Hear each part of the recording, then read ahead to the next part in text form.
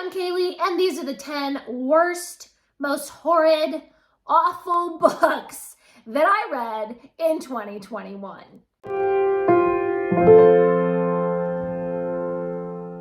I mostly really enjoyed my reading in 2021.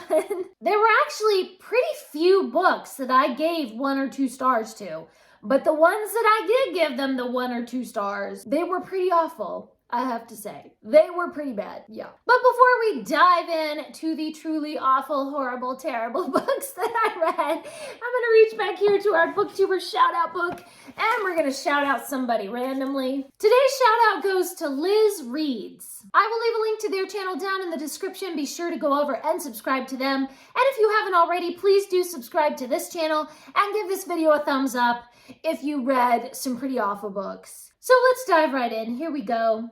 The worst books of 2021. At number 10, we have Sentimental Tommy by J.M. Barrie. Yes, that J.M. Barrie, the one who wrote Peter Pan.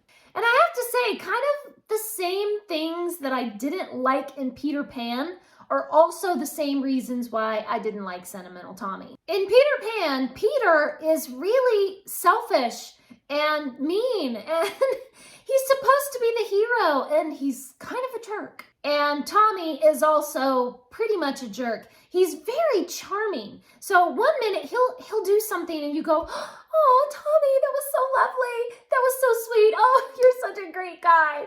And then 5 minutes later, he's being a jerk. And he's selfish and cruel, like just weirdly, innocently cruel. Like he doesn't even realize the pain he's causing other people, and he just, whatever. I think it's just that me and J.M. Barrie have very different viewpoints or philosophies or something about children. I mean, yes, children can be innocently selfish. They just don't even realize how selfish they're really being. But I feel like J.M. Barrie, he just takes it to this extreme level where all the children, and Tommy as a child, all the children in his books are just awful little brats. Ugh, I just did not enjoy this at all. Number 9 is Matched by Condie. There were a lot of really good things in this book. I really liked the main character and everything, but then the storyline was just kind of bland, like nothing really ever happens. I kept waiting for something to happen. The writing does a really good job of bringing in a lot of great suspense, but then it's like there's no payoff at the end of that suspense. I really loved the world building, but the romance was boring. It was just like these characters were like cardboard. There was no chemistry between the romantic people, and just, it had some issues, okay? And I'm not going to continue and read the rest of the trilogy because it's just got issues.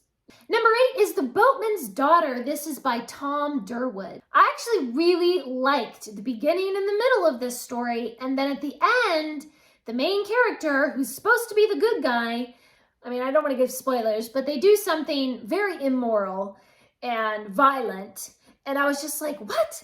This is supposed to be the good guys. How are they condoning this horrible violence? It seemed really, really out of character for like this good guy type of persona that the main character had built up through the whole book. Like I had been cheering for this person all through the book, like, yay, I want the good guys to win.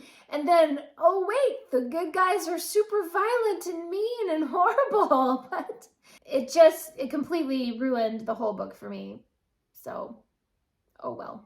I was very disappointed. I was really, really upset because like I had gotten attached to these characters, and then they do something just so evil, just so really nasty and evil, and I just couldn't stand it. Number 7 is The Secrets of the Last Merfolk by Lindsay Littleson. This is a really cute story about 2 young people who discover that there is a colony of merfolk just off the coast of Scotland, and they are in danger and they need the humans' help to save their mermaid colony. However, it was just really, really long and drawn out, and like almost nothing happens in the plot. And then towards the end, when something finally does happen in the plot, it was just kind of a letdown. The main reason why this book is on this list is because the 2 main characters who discover the mermaid colony and everything, They do things to help save the colony from the evil that is coming in. And then at the end, you realize, oh wait, they didn't really do anything that the Merfolk couldn't have just done themselves. Like, any actions that the two main characters took could have probably been done better by the Merfolk themselves. And like, why were they even in this story? They were completely unnecessary and ineffectual. Like, what was even the point of all that? Like, the Merfolk saying, please, you have to help us save our colony. And then the Merfolk could have just saved their own dang colony. Ugh, it was just like such a huge plot hole. I just couldn't, no.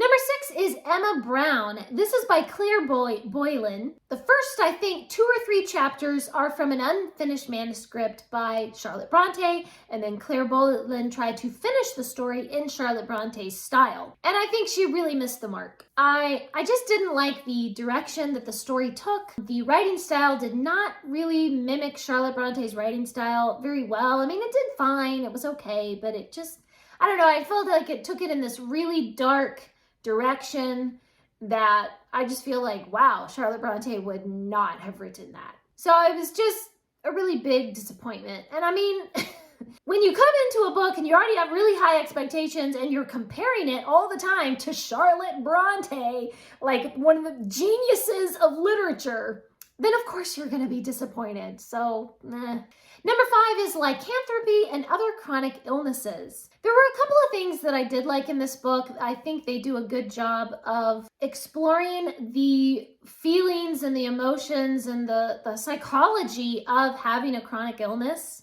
And I did like the family dynamic of the main character and her family, but the plot is so slow. I actually DNF'd it after I think like page 60 or something. I just couldn't deal with this slow plot. Like, in 60 pages, nothing happens.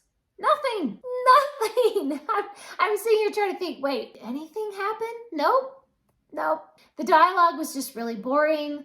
And there were these long passages that are told, where the story is told in text messages or like online comments on an online thread or something. And I don't know, I couldn't get into that style. Somehow that writing style was just really slowing things down for me, and I just couldn't, I don't know, the story didn't flow with all these text messages and stuff. So yeah, that was just not my cup of tea. Number 4 is The Mysterious Stranger by Mark Twain.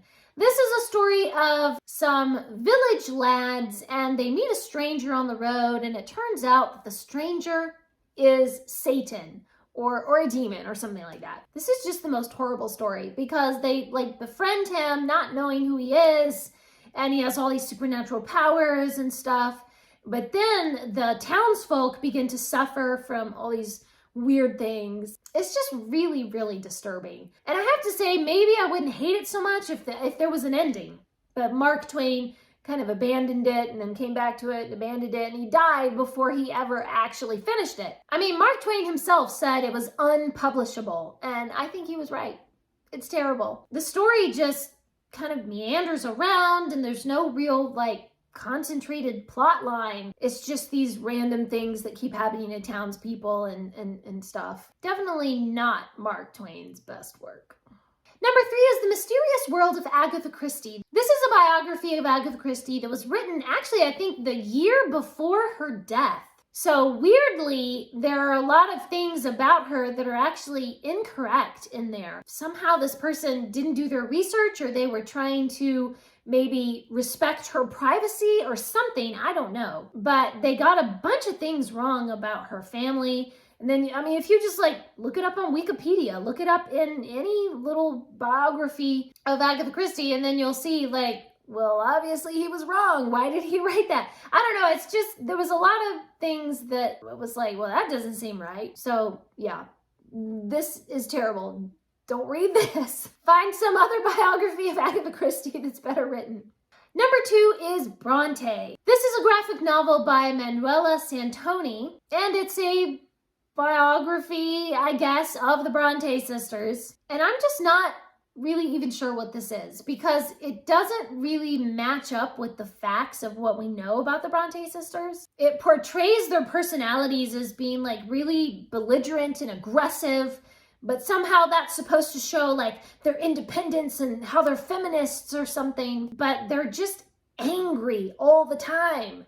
And I've read a couple of different biographies of the Bronte sisters, and they don't seem like angry people. They're just people. I don't know. I feel like this author just had this preconceived idea of what they thought the Bronte sisters should be like, and they didn't really reflect any of the real facts that we know about the Bronte sisters.